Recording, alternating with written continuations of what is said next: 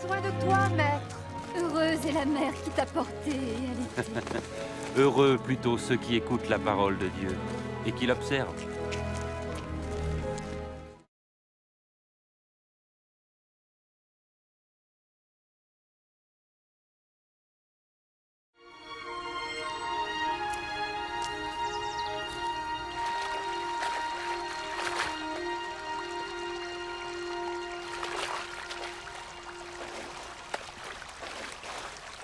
Apprends-nous à prier, comme Jean l'a appris à ses disciples.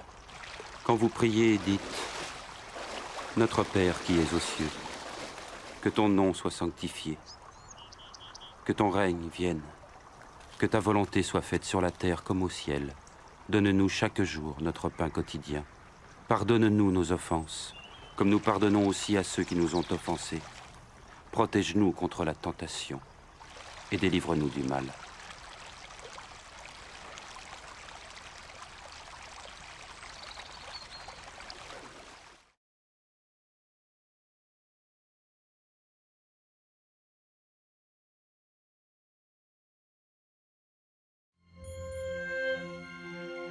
Dans les Saintes Écritures, Dieu déclare que le Messie viendrait pour être le sauveur du monde.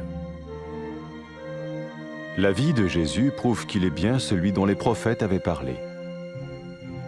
Ésaïe a prophétisé que la Vierge deviendrait enceinte et qu'elle enfanterait un fils. Des siècles plus tard, la naissance de Jésus accomplissait cette prophétie.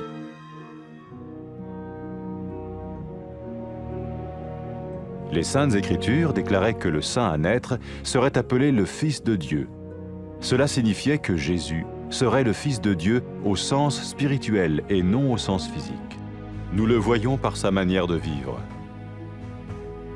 Il a guéri des malades, il a pardonné leurs péchés, les a ramenés à Dieu et leur a promis une place dans le royaume éternel de Dieu.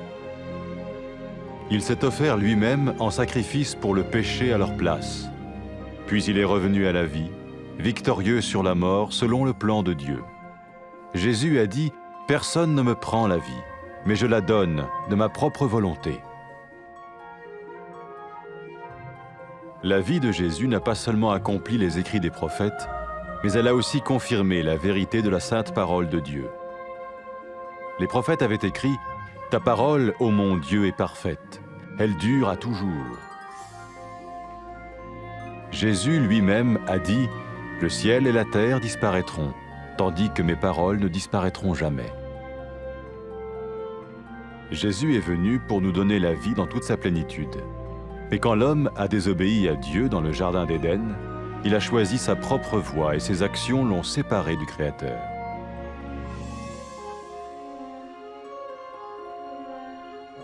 Les Saintes Écritures déclarent que tous ont péché et que le salaire que paye le péché, c'est la mort. Il s'agit de la mort spirituelle, éternelle séparation d'avec Dieu. Mais tout comme Dieu a donné un bélier pour qu'il meure à la place du fils d'Abraham, ainsi il a envoyé Jésus, le Messie, mourir à notre place. Sa vie, sa mort et sa résurrection restaurent la relation entre Dieu et tous ceux qui mettent leur confiance en lui. Maintenant, non seulement Jésus pardonne les péchés de ceux qui le suivent, mais il les sauve aussi du jugement éternel de Dieu. Ils sont sûrs d'aller au paradis et de vivre avec lui pour toujours. C'est cette vie et cette liberté de la culpabilité et du pouvoir du péché que Jésus offre à chacun aujourd'hui. Cela ne veut pas dire suivre une religion, mais choisir d'avoir foi en Jésus qui dit « Je me tiens à la porte et je frappe. Si quelqu'un entend ma voix et ouvre la porte, j'entrerai chez lui. » Cela veut dire se tourner vers Dieu et croire que Jésus vient dans nos vies pardonner nos péchés et nous rendre tels qu'il veut que nous soyons. Il ne suffit pas d'approuver intellectuellement ce qu'il dit, ni de vivre une expérience émotionnelle. Nous le recevons par grâce, au moyen de la foi, par un acte de notre volonté. Lorsque quelqu'un est prêt à suivre Jésus le Messie, il peut lui parler par une simple prière. Peut-être êtes-vous prêt maintenant à ouvrir votre vie à Dieu. Si oui, vous pouvez vous joindre à la prière suivante, silencieusement. dans votre cœur. Seigneur Jésus, j'ai besoin de toi. Merci d'être mort sur la croix pour mes péchés.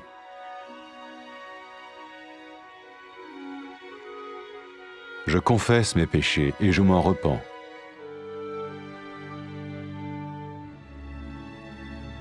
Je t'ouvre la porte de ma vie et je te reçois comme mon Sauveur et Seigneur.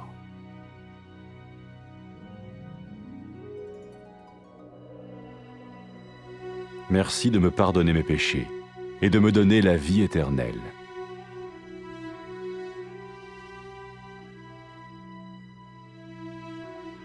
Fais de moi le genre de personne que tu veux que je sois. Maintenant que je deviens l'un de ceux qui te suivent. Amen.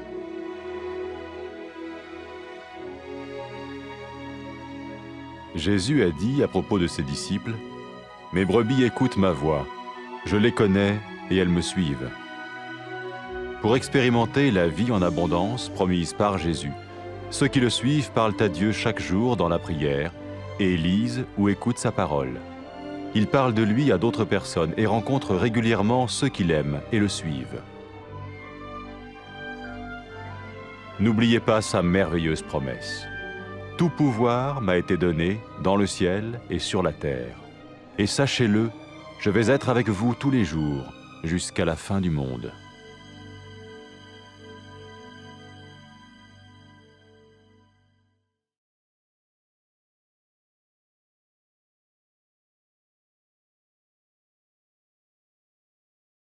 Ti na duhesh o Zot. Lum nëna që të lindi e të rriti. Më mirë lum ata që dëgjojnë fjalën e Zotit dhe i binden.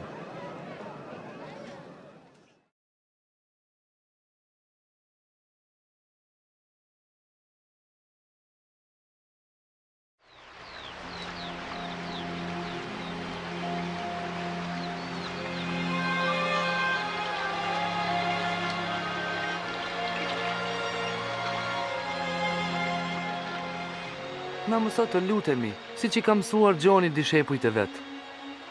Kur të luteni thoni, Aty ynë që je në qiell, u shejtroft emri yt.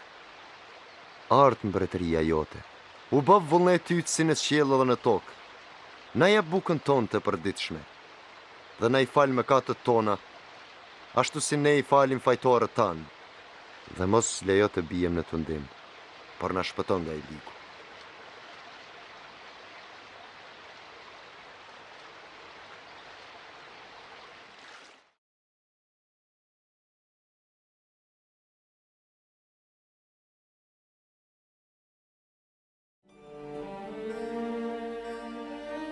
Në shkrimet e shenjta Perëndia ka thënë se Mesia do të vinte për të qenë shpëtimtari i botës. Jeta e Jezusit dëshmon se ai ishte vërtet profeti për të cilin u fol. Isaia profetizoi, e virgjëra do të mbetet shtatzënë dhe do të lindë një djalë. Sheku i më vonë përmbushja kësaj profecie ishte lindja e Jezusit. Shkrimet e shenjta thonë se i shenjti që do të lindë do të quhet biri i Perëndisë. Kjo do të thotë se Jezusi ishte biri i Perëndisë në një kuptim shpirtëror, jo fizik. Ne e shohim këtë në mënyrën se si e jetoi jetën. Ai shëroi njerëz nga sëmundje, fali mëkatet e tyre, i kthehu në rrugën e Zotit dhe u premtoi një vend në mbretërinë e përjetshme të Perëndisë. Ai e dha veten si sakrificë për mëkatet e njerëzve dhe pasi u kryqëzua, u ringjall përsëri duke e mundur vdekjen. Jezusi tha, askush nuk mund të ma heqë jetën, por e lë vetë. Jeta e Jezusit jo vetëm që përmbushi shkrimet e profetëve, por pohoi edhe një herë të vërtetën e fjalës së shenjtë të Perëndisë. Profetët thanë, fjala e Zotit është e patëmetë, fjala jote, o Zot, është e përjetshme. Vetë Jezusi tha, qielli dhe toka do të kalojnë, por fjalët e mia nuk do të kalojnë. Jezusi erdhi ta japë jetën e tij në gjithë plotësinë e saj. por kur njeriu nuk ju bind në kopshtin e Edenit dhe zgjodhi të shkojë në rrugën e tij, veprimet e tij e ndanë atë nga krijuesi. Shkrimet e shenjta thonë se të gjithë kanë mëkatuar dhe paga për mëkatin është vdekja. Kjo ka kuptimin e një vdekje shpirtërore, pra të ndarë nga Perëndia.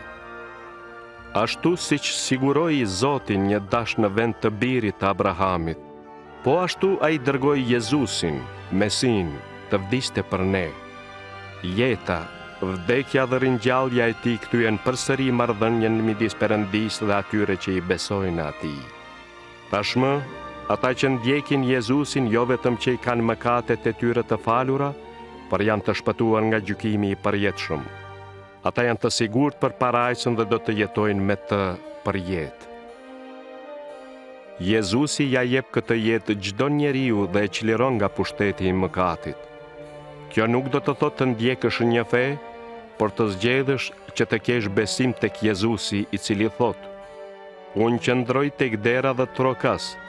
Nëse dikush e dëgjon zërin tim dhe e hap, unë do të hyj tek ai. Kjo do të thotë të kthehemi tek Perëndia dhe të besojmë Jezusi që ai të vijë në jetën tonë, të na falë mëkatet dhe të na bëjë ashtu siç dëshiron ai të jemi. Nuk mjafton të jemi dakord vetëm me mendje me ato që thot ai. Nuk mjaftojnë as ndjenjat në një çast të caktuar. Ne e pranojmë atë përmes hirit me besim si një akt të vullnetit. Kur njerëzit janë gati të bëhen ndjekës të Jezusit, Mesis, ata mund të flasin me të përmes një lutjeje të thjeshtë. Ndoshta ti je gati tani t'ja hapësh jetën tënde Perëndis. Nëse është kështu, bashkohu me mua në lutjen që do të bëj për të dhe lutu pa zë në zemrën tënde. Zot Jezus, kam nevojë për ty. Faleminderit që vdiqe në kryq për mëkatet e mia. Unë i rrëfej dhe pendohem për mëkatet e mia. E hap derën e jetës sime dhe të pranoj ty si shpëtimtarin dhe Zotin tim.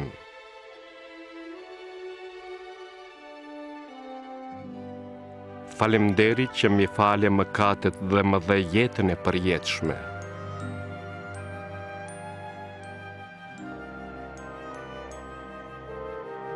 Më bëj ashtu siç dëshiron të jem.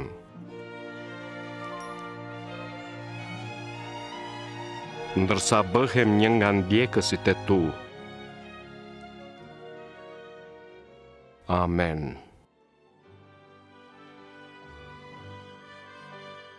Për ata që janë të tij të Jezusi tha: Delet e mia e njohin zërin tim, unë i njoh ato dhe ato më ndjekin. Që të përjetojnë në jetën me bollëk, të cilën ai ua premtoi. Ndjekësit e tij flasin me Perëndinë çdo ditë në lutje dhe lexojnë ose dëgjojnë në fjalën e tij. Ata u tregojnë të tjerëve për të dhe takohen rregullisht me ata që e duan dhe ndjekin atë. Mos harro premtimin e tij të mrekullueshëm. Mua më është dhënë çdo pushtet në qiell e në tokë, dhe ja, unë do të jem me ju gjithë ditët deri në mbarim të botës.